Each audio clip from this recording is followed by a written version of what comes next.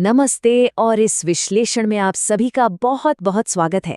आज हम एक ऐसी चीज के बारे में बात करने वाले हैं जो हमारी रोजमर्रा की जिंदगी को चलाती है, पर हम उस पे ध्यान नहीं देते। आज हम भारत की बुनियाद को समझेंगे। एक विशाल राष्ट्र का निर्माण कैसे होता है और उसकी ब्लूप्रिंट क्या होती है। आइए इसको बिल्कुल आसान और मजेदार शब्दों में समझते हैं। तो आज का हमारा रोड मैप कुछ ऐसा दिखता है। पहले हम शासन यानी गवर्नेंस की बुनियाद को समझेंगे, फिर सरकार के अलग अलग लेवल्स, उसके मेन पिलर्स, लोकतंत्र के टाइप्स और आखिर में महान डॉक्टर कलाम के कुछ जबरदस्त विचारों पर चर्चा करेंगे। तो बिना किसी देरी के शुरू करते हैं। सेक्शन 1 यानी शासन का अर्थ। किसी भी विशाल बिल्डिंग को बनाने से पहले एक ठोस बुनियाद चाहिए होती है ना। बस यही बात एक देश पर भी लागू होती है। लेकिन इस सिस्टम को समझने से पहले एक बहुत ही बेसिक पर डीप सवाल है। जरा सोचिए, हमें समाज में रूल्स या नियमों की आखिर जरूरत ही क्यों पड़ती है? क्या हो अगर कोई रूल्स ही ना हो? जवाब बड़ा सिंपल है। नियमों के बिना रिजल्ट होता है टोटल केओस। इसे एक सड़क की तरह सोचिए। अगर ट्रैफिक लाइट्स और ट्रैफिक रूल्स ना हो तो क्या होगा? हर तरफ सिर्फ गाड़ियों की अफरा तफरी, हल्ला और खतरा होगा। समाज का हाल भी बिल्कुल वैसा ही हो जाएगा। और यहीं पर एंट्री होती है गवर्नेंस यानी शासन की। गवर्नेंस इस केओस का सॉलिड समाधान है। ये फैसले लेने, सोसाइटी को मैनेज करने और सब रूल्स को ठीक से लागू करने की एक ऐसी प्रोसेस है जो हमारे समाज में शांति और सद्भाव बनाए रखती है। यही हमारी बुनियाद है। अब आते हैं अपने दूसरे सेक्शन पर, सरकार के स्तर। अगर गवर्नेंस एक बुनियाद है तो सरकार उस बिल्डिंग की मंजिलें हैं। आइए देखते हैं ये व्यवस्था स्केल अप कैसे होती है।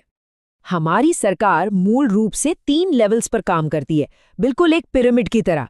सबसे बेस पर है लोकल लेवल, जो गांव और मोहल्ले की दिक्कतों को सुलझाता है। फिर मिडिल में आता है स्टेट लेवल, जो पूरे राज्य को देखता है। और सबसे टॉप पर है सेंट्रल लेवल, जो पूरे देश यानी नेशनल मुद्दों को हैंडल करता है। इसे एक रियल लाइफ एग्जाम्पल से समझते हैं। मान लीजिए कहीं भयंकर बाढ़ आ गई, तो क्या होगा? सबसे पहले लोकल लेवल तुरंत छोटी मोटी मदद और गांव की समस्या देखेगा। फिर स्टेट लेवल आगे आएगा और बड़े आसपास के इलाकों से लोगों को सेफली बाहर निकालेगा। और सेंट्रल लेवल वो मिलिट्री को भेजकर बड़े पैमाने पर राहत सामग्री और रेस्क्यू ऑपरेशंस चलाएगा। हर लेवल का अपना एक क्लियर रोल है।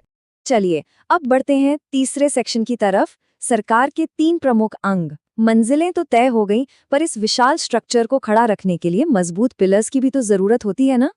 ये 3 पिलर्स पावर को बहुत ही ब्यूटीफुली बैलेंस करते हैं। पहला है विधायिका यानी लेजिस्लेचर, जो नए कानून बनाती है।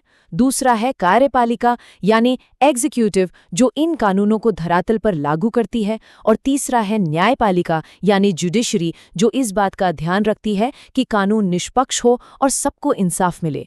तीनों एक दूसरे पर नजर रखते हैं। अब इस एग्जीक्यूटिव पिलर के भीतर ना एक बड़ा ही इंटरेस्टिंग डिवीजन होता है।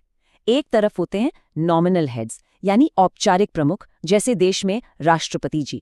और दूसरी तरफ होते हैं रियल हेड यानी वास्तविक प्रमुख, जैसे प्रधानमंत्री। इसको ऐसे सोचिए कि एक गाड़ी का ओनर है, पर गाड़ी एक्चुअली चला रहा है ड्राइवर, जो डेली अहम फैसले लेता है। और हाँ, ये सिस्टम पुराना जरूर है, पर इसको कॉन्स्टेंटली अपडेट होना पड़ता है। जैसे आजकल साइबर क्राइम कितना बढ़ गया है, राइट? ये जुडिशरी की अहम जिम्मेदारी है कि कानून को नई टेक्नोलॉजी और नए खतरों के हिसाब से कॉन्स्टेंटली इवॉल्व किया जाए, ताकि आप और हम सुरक्षित महसूस कर सकें। सेक्शन 4, लोकतंत्र के प्रकार।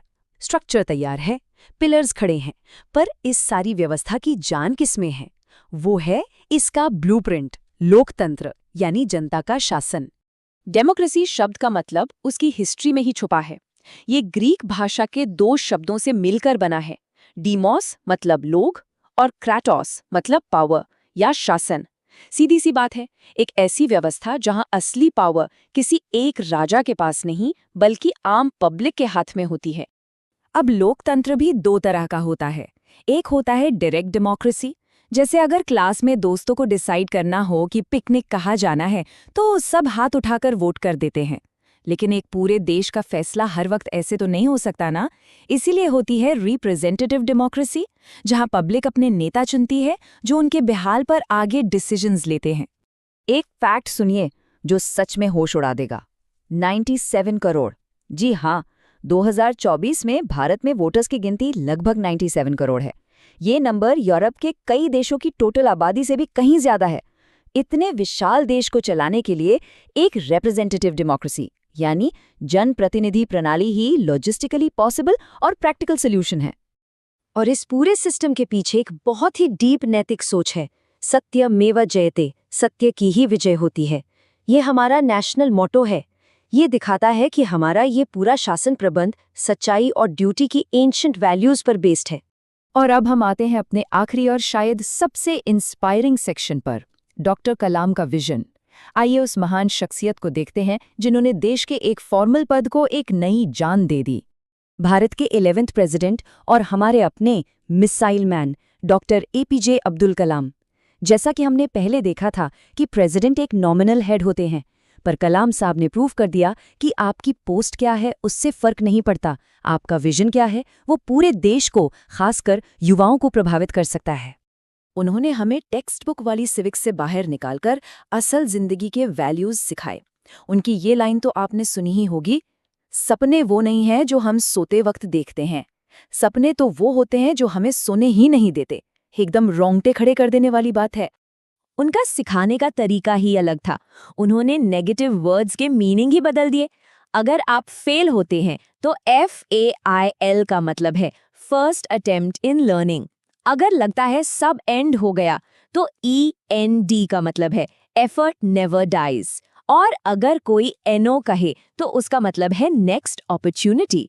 हार मानने का तो सवाल ही पैदा नहीं होता। डॉक्टर कलाम ने सफलता के सिर्फ 4 सिंपल रूल्स दिए थे। पहला, एक बहुत बड़ा लक्ष्य या गोल सेट करो। दूसरा, बिना रुके नई नॉलेज हासिल करते रहो। तीसरा, कड़ी मेहनत करो। और चौथा, कितनी भी मुश्किल आए डटे रहो। अगर हम सब सिर्फ इन 4 रूल्स को फॉलो करें तो देश अपने आप आगे बढ़ जाएगा। तो इस पूरी चर्चा के अंत में हमें अपने ब्लूप्रिंट और नियमों को समझने के बाद एक पल रुककर सोचना चाहिए।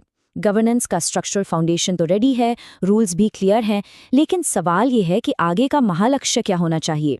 आपका और हमारे देश का वो अगला बड़ा गोल क्या है जिसके लिए हमें लगातार काम करना है। सोचिए ज़रूर। इस एक्सप्लेनर से जुड़ने के लिए आप सभी का बहुत बहुत शुक्रिया।